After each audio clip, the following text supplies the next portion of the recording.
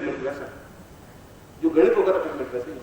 हमारे गणित नहीं है, पति पत्नी के बीच में, माँ बाप बीच में गणित नहीं, इसलिए अटैचमेंट। और हमने गणित भगवान के साथ भी रख दी कि ये साधना से 351 हुआ नहीं, अब तुम 5000 वर्षों तक साधना करो, कुछ नहीं, गणित में नहीं हो सकता। माँ बाप और बेटे का संबंध नहीं बन सकता गणित से, पति पत्नी का संबंध गणित से नहीं बन सकता, भावनाओं से बन सकता है। जहां तुम्हारी भावनाएं हैं देवताओं के प्रति या यज्ञ के प्रति या गुरु के प्रति या मंत्रों के प्रति, तभी तुम्हें सफलता मिल सकती। मैंने आज 5 साधना आपके सामने रखी है और मैं 5 साधनाओं को आपको संपन्न करवा रहा हूँ। आप लक्ष्मी का आपके प्रयोग, रोग मुक्ति वसुंधरा प्रयोग, शत्रु वशीकरण प्रयोग, मधुमाछी का 4 प्रयोग मैं आपको चारों प्रयोग एक साथ संपन्न करवा रहा हूँ। उसके बाद में मैं आपको घंटे पर अवकाश दूंगा, फिर आप यज्ञ स्थल पर जाएंगे। आज पूर्णाहुति होगी और पूर्णाहुति भी अपने आप में विशिष्ट मंत्रों से जो आपने कल आहुतियां दी हैं उसी के आगे की कड़ी, जो कल जो आहुतियां दी उनको आगे कड़ी में आहुतियां देनी कंपलसरी देनी चाहिए। जिन्होंने कल आहुति दी उनको आहुति पूर्णाहुति देनी चाहिए। और पूर्णाहुति में भी यदि हम पूर्ण सफलता, क्योंकि मैंने आपको पूर्णत्व दीक्षा दी कल, तो पूर्ण सफलता पाए तो भगवान शिव, क्योंकि ये सारा स्थल यहाँ पर 3000 मंदिर भगवान शिव के है, तो कृष्ण की जन्मस्थली कर्मस्थली, मगर यहाँ भगवान शिव के अत्यधिक मंदिर है। उन भगवान शिव के इसी स्थान पर, क्योंकि ये सारा जो स्थान है भगवान शिव से संबंधित है, सौंदर्य से संबंधित है। मैंने कुछ नहीं बताया था कि यहाँ ऋषि ने और मेनका ने नृत्य करके यहीं पर विश्वामित्र की तपस्या की थी। सौंदर्य की जन्मस्थली भी यही है और आपको मालूम होना चाहिए उर्वशी का उत्पत्ति स्थल भी कुरुक्षेत्र है। तो इसलिए मैंने कहा कि सौंदर्य का उत्पत्ति स्थल भी यही है, कर्म का उत्पत्ति स्थल भी यही है और धर्म का उत्पत्ति स्थल भी यही। और जहां पर भी जितना ज्यादा धर्म के स्थान है वहां पर उतना ही ज्यादा पाखंड और छल और झूठ और कपट भी ज्यादा हो गया है। ये कुरुक्षेत्र में या मथुरा में या गंगा में या द्वार में सब जगह ऐसा हुआ ही है, क्योंकि आदमी के मन में छल है, इसलिए छल के, इसलिए उसमें जैसा शास्त्रों में वर्णन है कि पूर्ण दीक्षा लेने के बाद में हम पूर्ण एक मधुर रूपेण एक मुक्ति रुद्राक्ष, एक मुक्ति रुद्राक्ष तो 2000 का भी होता है, 3000 का भी होता है, 15000 का भी होता है, 300 रुपए का भी होता है, 50 रुपए का भी होता है। वो प्रत्येक क्वालिटी अलग अलग है, मगर वह अपने आप में एक मनुष्य 5000 रुपए कमाने वाला भी होता है, उसके भी 2 आंखें, 2 कान, 2 हाथ ऐसे ही होते हैं। एक आदमी 1000 रुपए कमाने वाला होता है, एक आदमी 500 रुपए कमाने वाला होता है, एक आदमी केवल 5 रुपए कमाने वाला होता है।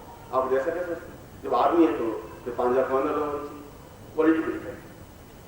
ठीक उसी प्रकार से प्रत्येक वस्तु प्रामाणिक तो है, मगर उसकी क्वालिटी में प्लस और माइनस। मैं आपको कहूं कि उस पूर्णत्व और पूर्णाहुति में आपको एक रुद्राक्ष जो एक मुखी है वैसा समर्पित करना चाहिए, तो वो तो समर्पित आपको 14000 का मिलेगा, 14000 का समर्पित करनी चाहिए। तो वही असली और प्रामाणिक हो, मगर ऐसा हो जिसको आप यूज कर सकें। इसीलिए उस एक मुखी रुद्राक्ष को लेकर के ही यज्ञ में समर्पित किया जाता है, उस पूर्णाहुति के साथ।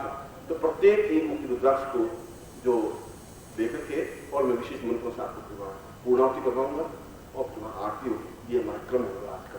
मैं पहला दीक्षा कार्य आप सीधे बैठे, इसकी जो सामग्री है वो आपके पास होगी। गुरुदेव महाराज की जय।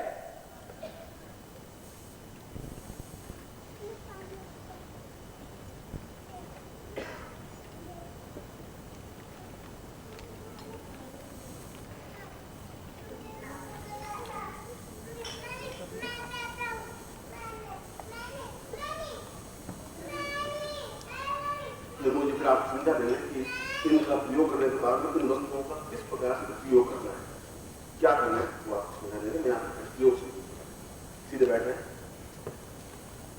गणपति का स्मरण करें। तो मैंने कहा गणपति का स्मरण कभी बताया, जो ही मैं गणपति स्मरण आपके सामने गणपति का बिंब आना चाहिए, तो ट्राई आप कोशिश करें, वो जरूर नहीं आ जाए। जितना आपके इस पर्दे पर मैल ज्यादा होगा तो नहीं आएगा, उसको जितना स्वच्छ रख पाओगे नहीं आ जाए। वहां पर महावीर स्वामी के जैन धर्म में बिल्कुल एक सीधा सिद्धांत है।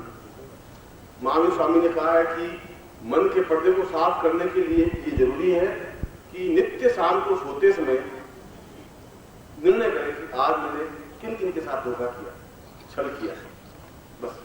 और उसके बाद निश्चय करें कि अब मैं ये धोखा छल नहीं करूंगा। उससे आपकी जो शीशा है, मन है, बिल्कुल स्वच्छ रहेगा। मगर आपके मन में ग्लानि होगी नहीं, आपको ये एहसास नहीं कि धोखा है कि नहीं है, तब तो उसके ऊपर पर्दे पड़े ही नहीं। इसलिए उसको स्वच्छ रखने के लिए रोज शाम को जब सोने जाएं तो हम दिन भर का कि मैंने किसी का पैसा खाया तो नहीं या किसी का मेरे पास उधार तो नहीं रह गया, ऐसा होना चाहिए। और जीवन का ऐसा क्रम हो, तब जीवन की बिल्कुल यहाँ पर भीम, अर्जुन, नकुल और सहदेव और पांचों भाई थे, युधिष्ठिर एक दिन, और उनका धर्म युद्ध था। धर्म युद्ध का मतलब है कि कौरव और पांडव दोनों लड़ते थे और शाम को दोनों साथ में बैठ के खाना खाते थे एक ही थाली में। युधिष्ठिर भी पास में अर्जुन बैठ के खाना खाता था, और शाम को अर्जुन वापिस भीष्म पितामह में जाके युद्ध की कला सीखता था। शाम को दिन भर युद्ध करते थे, शाम को द्रोणाचार्य गुरु थे, उनके पास जाके मुझे ये बिल्कुल कौरव का दुर्योधन पर मैं विजय प्राप्त करूं, आप मुझे बताइए कि कैसे विजय प्राप्त करूं, कौन सा तीर का प्रयोग करूं, तो वो बताते क्योंकि धर्मयुद्ध। ऐसे धर्मयुद्ध में शाम को एक जो पांचों भाई बैठे हुए थे, भीम, अर्जुन, नकुल, सहदेव, युधिष्ठिर, तभी एक सन्यासी आया। सन्यासी ने आकर कि नमो नारायण अलग लगाए, तो उसमें मंत्रणा कर रहे थे दूसरे युद्ध कैसे करना है, व्यूह की रचना। उस युद्ध में युधिष्ठिर जैसा सत्यवादी, युधिष्ठिर ने कभी जीवन में सत्य बोला ही नहीं। युधिष्ठिर ने कहा कि स्वामी जी अभी हम पांचों भाई मंत्रणा करें, कल सुबह आए तो मैं तुम्हें दान दूंगा।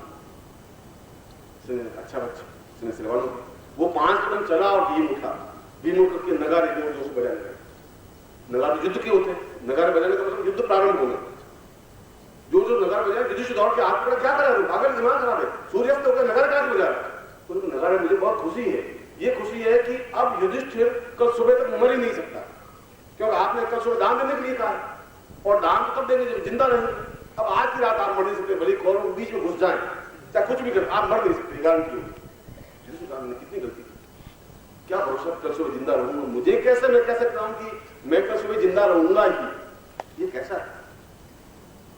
इतना जीवन का स्वच्छता आनी चाहिए कि किसी को कहना कि मैं ऐसा करूंगा या ऐसा नहीं करूंगा। युधिष्ठिर के कहने का भावना से मतलब है, बिंब हमारा स्पष्ट तब हो पाएगा जब हमारे मन में एक पश्चाताप होगा।